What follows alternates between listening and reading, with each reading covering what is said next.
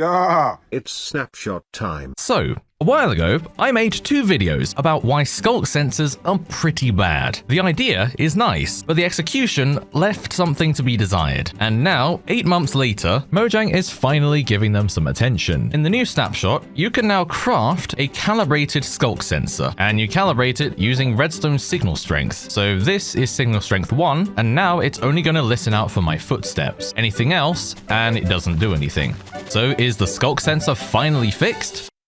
No. I don't know if Mojang watched my video, but regardless, I pointed out 5 things wrong with the skulk sensor, and this snapshot only fixes 1 of them. Now, don't get me wrong, skulk calibration is nice, but it's not going to fix the skulk sensor on its own. All that's really changed is that we can now reliably open a door with it.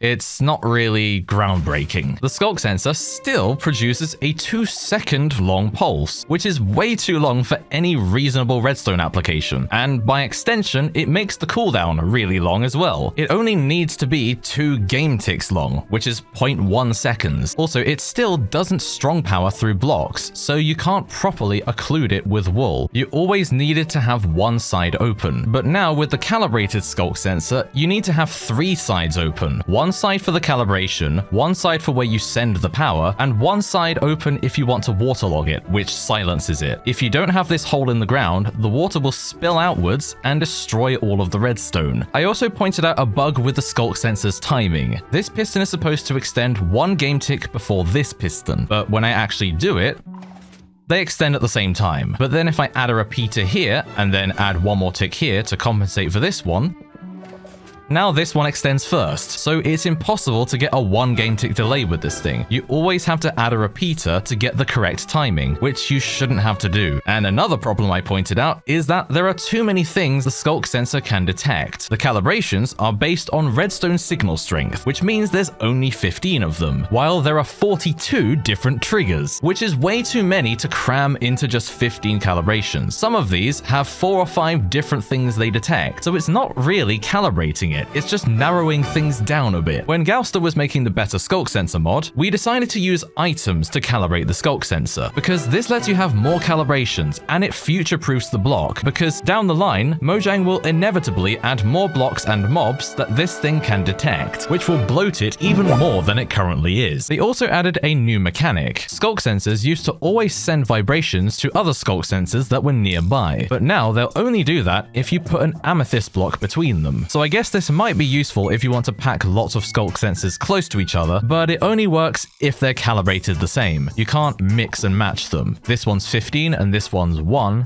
and now it doesn't respond anymore. Now, obviously, this is a snapshot. This isn't the final product, and Mojang can still change things. But with the calibrations being this far into development, I don't really see Mojang backtracking and changing to the item calibrations. But there's still room to fix the pulse length, the water logging, the strong powering, and the timing bug. And that's basically everything. If Mojang makes any more skulk sensor changes, then I'll probably cover them. Subscribe.